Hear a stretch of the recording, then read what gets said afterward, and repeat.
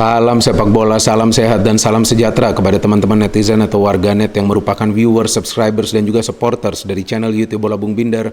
Di konten terbaru dari channel YouTube Bola Bung Binder hari ini sudah jelas dan pasti saya ingin membahas dua pertandingan dari babak perempat final UEFA Champions League musim ini, babak perempat final second leg antara PSG versus Bayern Munich dan juga Chelsea versus FC Porto ya. Yang menarik bahwa setelah sebelumnya pekan lalu PSG dan juga Chelsea bisa menang di partai tandang mereka, maka kali ini Bayern dan juga FC Porto bisa menang di partai tandang mereka, atau pada saat Porto statusnya adalah tim tamu ya. Meskipun kita tahu bahwa dua pertandingan antara Chelsea versus FC Porto ini dimainkan di kandang klub asal Spanyol yakni Sevilla ya, tapi kan kali ini status Porto sebagai tim tamu. Porto juga bisa menang, Bayern juga bisa menang, tapi mereka tidak lolos, teman-teman.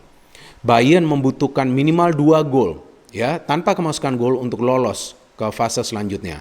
Dan FC Porto membutuhkan 2 gol tanpa kemasukan gol untuk membawa pertandingan ini hingga ke babak extra time dan bisa saja nanti adu penalti untuk menentukan siapa yang lolos ke fase selanjutnya, atau Porto bisa saja mencetak banyak gol ya, minimal 3 gol tanpa kemasukan gol untuk lolos ke babak selanjutnya. Tetapi ternyata PSG dan juga Chelsea yang menerapkan compact football ya, lagi-lagi justru bisa melewati fase yang krusial ini. Karena ketika sudah memasuki babak semifinal, maka kita tahu bahwa peluang bagi tim manapun yang masuk ke babak semifinal lebih besar untuk lolos ke final dan juga menjadi juara. Jadi saya kira bahwa sukses dari PSG dan juga Chelsea merupakan sebuah kemajuan yang luar biasa dari kedua klub ini. Memang PSG sebagai finalis musim lalu, tapi jangan lupa kan mereka melakukan pergantian pelatih di bulan Januari ya. Memang Tuchel itu dipecat di bulan Desember, tapi kan Pochettino masuk di bulan Januari. And Chelsea juga sama, ya kan? Lampard dipecat, ya kan? Kemudian Tuchel masuk menggantikan Lampard. Jadi menarik nih, dua klub ya yang melakukan pergantian pelatih justru bisa lolos ke fase selanjutnya. Sedangkan kita tahu bahwa Bayern Munich ya yang bermain luar biasa di first leg dan juga di second leg ini harus tersingkir sebagai juara bertahan dari UEFA Champions League. Nah, maka itu saya pertama-tama ingin membahas pertandingan antara PSG versus Bayern Munich ya, teman-teman.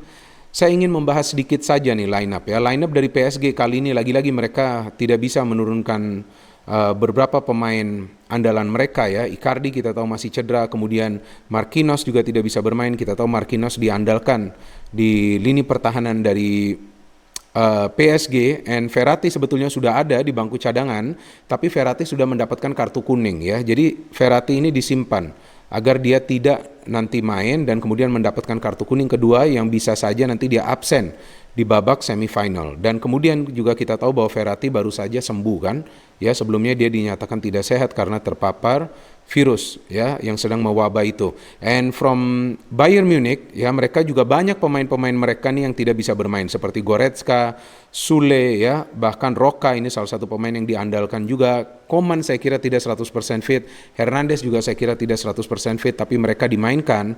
Dan yang paling menarik bagi saya dari line up PSG ini adalah Neymar, Angel Di Maria dan juga Draxler yang dimainkan di belakang Kylian Mbappe, karena tiga pemain di belakang Mbappe ini yang memang bertanggung jawab untuk merancang serangan dan juga memberikan suplai bola ke Mbappe. Sedangkan dari Bayern Munich dengan beberapa pemain mereka yang tidak dimainkan, maka ada pemain lain yang mengisi pos tersebut seperti David Alaba yang menggantikan peran Goretzka di posisi defensive midfielder, kemudian Sule digantikan oleh Hernandez yang biasanya bermain di sebelah kiri untuk bermain sebagai center back. Lewandowski memang masih belum bisa bermain, tetapi Choupo-Moting bukanlah pemain yang tidak bisa perform. Itu maksud saya ya, saya sampai kebingungan sendiri tadi. Artinya Choupo-Moting ini juga bisa diandalkan dalam urusan mencetak gol. So how was the flow of the game? The flow of the game kalau saya perhatikan jelas milik dari Bayern Munich lagi, karena memang Bayern kan membutuhkan 2 gol minimal tanpa kemasukan gol untuk lolos ke babak selanjutnya. Tetapi dari PSG mereka bermain lebih bertahan, dan seperti di first leg mereka mengandalkan counter-counter yang cepat. Namun counter-counter cepat dari PSG di game ini terlihat lebih efektif daripada di game pertama, meskipun mereka tidak mencetak gol ya. Jadi perlu kita catat ini bahwa efektivitas PSG di counter attack tetap masih luar biasa di game ini. Buktinya Neymar mendapatkan banyak chance. Hitungan saya di babak pertama saja ada 5 chance Ada yang kena mistar gawang, ada yang kena tiang gawang, beberapa di save oleh Keylor Navas. Mbappe juga mendapatkan peluang mencetak gol. Mbappe juga pergerakannya liar dan berbahaya. Di Maria juga sama, Draxler juga sama. Tapi masalah PSG adalah pada saat para pemain Bayern Munich mengandalkan juga umpan-umpan jarak jauh. Ya, itu menyulitkan mereka dalam melakukan duel-duel di udara. Dan Bayern akhirnya bisa mencetak gol setelah sebelumnya ya Alaba melakukan shooting di save oleh Keylor Navas dan Choupo-Moting bisa memanfaatkan rebound tersebut untuk mencetak gol bagi Bayern Munich. Tentu setelah unggul ya, Bayern Munich tinggal mengatur nih ritme permainan mereka di babak kedua. PSG bertahan total. Tidak banyak peluang dari PSG di babak kedua tersebut, di mana kita lihat bahwa mereka juga lebih memilih untuk bertahan dan juga merapatkan barisan ya. Merapatkan barisan itu artinya apa sih? Beberapa kali saya menggunakan istilah tersebut ya dalam konten channel YouTube Bola Bung Binder. Artinya menutupi daerah-daerah di lini pertahanan ya agar tidak bisa dimanfaatkan oleh para pemain tim lawan. Artinya kan kita tahu bahwa pergerakan-pergerakan tanpa bola dari para pemain tim lawan adalah untuk mencari free space atau ruang terbuka. Itu yang ditutup oleh para pemain PSG dan saya kira di pertandingan ini lagi-lagi ya peran dari Keylor Navas ini yang memang diperlukan bagi mereka agar bisa mencegah para pemain Bayern untuk mencetak gol lebih dari satu. Jika di game sebelumnya Navas ada melakukan save sekitar 7 dari dalam kotak penalti, maka saya perhatikan di game ini ada 3. Ya, Sané, Coman juga bermainnya bagus ya, secara penyerangan Bayern bagus tapi secara defense tetap saja mereka masih bisa dipenetrasi dan saya kira juga Neuer melakukan beberapa saves krusial. Paling tidak kan yang dia lakukan itu dari Neymar ya untuk tetap menghidupkan peluang bagi Bayern di pertandingan ini. Tetap terakhirnya ya kita tahu bahwa para pemain Bayern pun akhirnya kesulitan untuk menciptakan banyak peluang menjelang 10 menit berakhirnya pertandingan. Artinya memang terlihat bahwa efektivitas PSG ini lagi-lagi berada di permainan compact mereka dan juga counter attack mereka yang bisa membuat mereka lolos ke fase selanjutnya.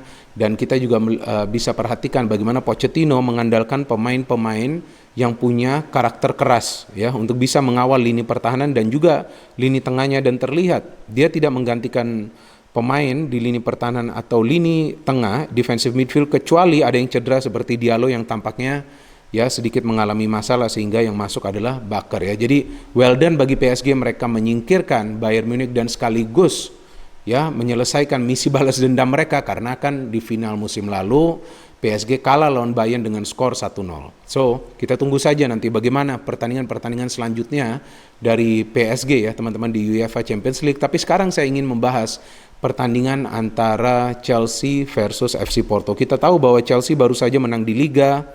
Walaupun sebelumnya mereka memang menang lawan FC Porto dengan skor 0-2 pada saat bertindak atau status sebagai tim tamu ya. Kemudian mereka juga kita tahu sebelum lawan Porto di first leg tersebut kan mereka kalah lawan WBA dengan skor 2-5. Jadi tentu ya ngeri-ngeri sedap juga pertandingan ini. Meskipun Chelsea sudah menang tandang, mereka pun perlu berhati-hati di game kandang mereka. Maka itu game ini menurut saya ya adalah salah satu game yang tidak menunjukkan efektivitas Chelsea dalam urusan melakukan serangan. Ini salah satu game.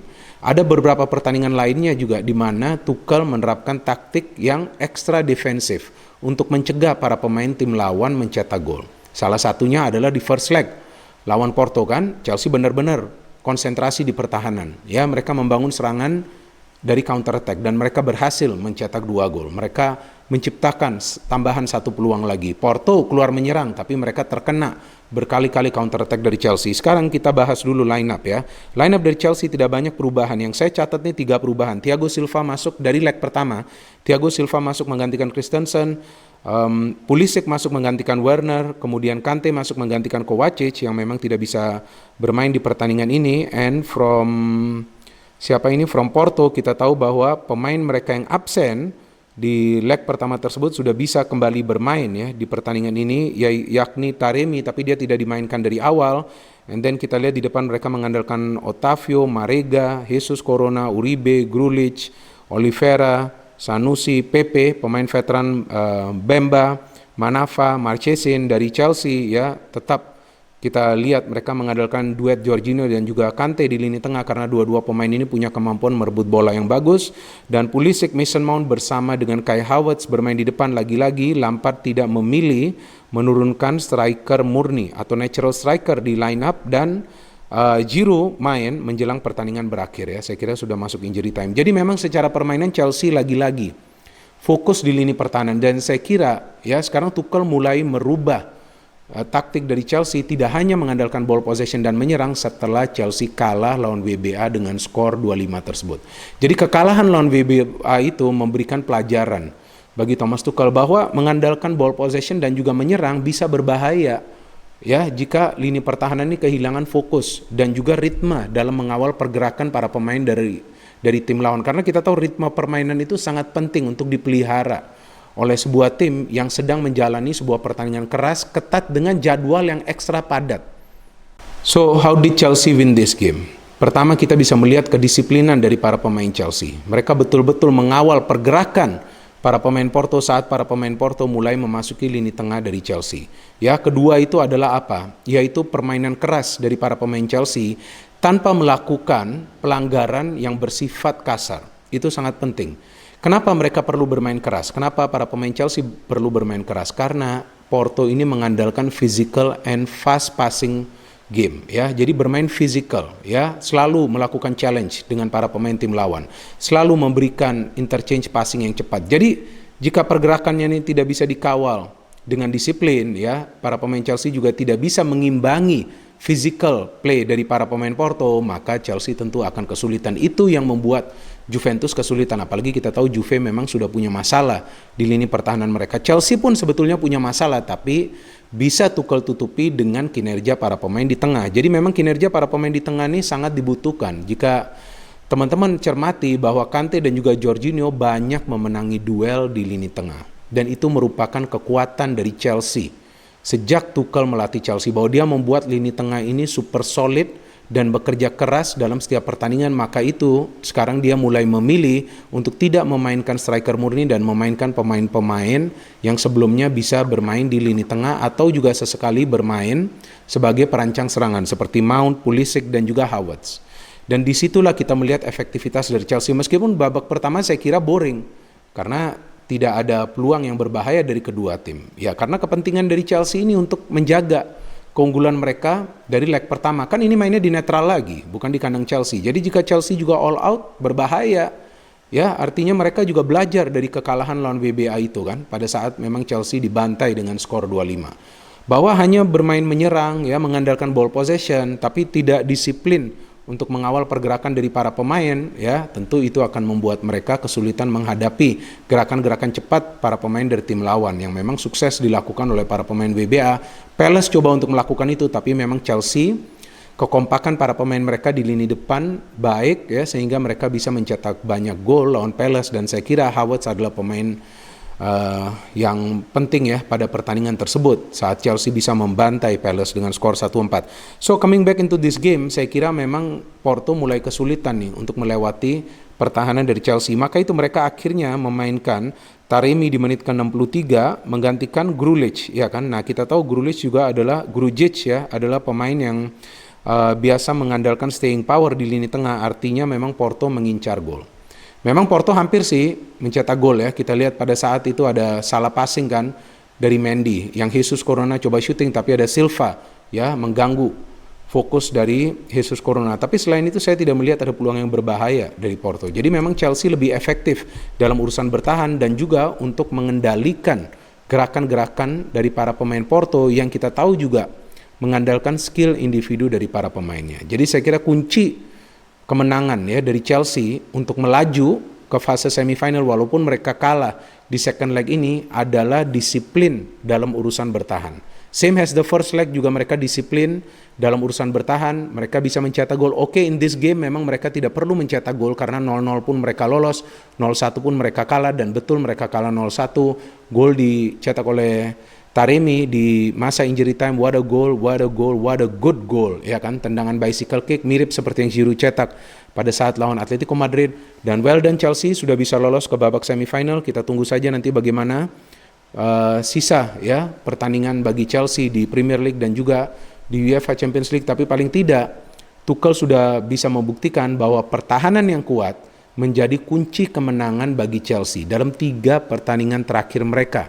Teman-teman ya, kita tahu bahwa sejauh ini selama dilatih Tuchel, Chelsea tidak banyak kemasukan gol. Kecuali dalam pertandingan tersebut lawan West Brom, itu pun karena memang mereka kehilangan Thiago Silva di menit-menit awal permainan. Jadi memang boleh bermain keras, tapi disiplinnya harus tinggi. Disiplin itu seperti apa? Ya jangan melakukan pelanggaran yang kasar, yang bisa mengakibatkan pemain tersebut mendapatkan kartu kuning kedua, kartu merah, atau straight red card. So we wait for the next matches of PSG and also Chelsea. Terima kasih banyak kepada teman-teman yang telah menonton dan mendengarkan analisa saya di konten terbaru ini. Silakan berikan counter analisa kalian di kolom komentar di bawah konten ini, sambil saya juga memberikan salam hormat saya kepada teman-teman netizen yang telah mendukung kemajuan dari channel YouTube Bola Bung Binder. Saya akhiri saja konten ini di sini. No hate, only football. Salam sepak bola.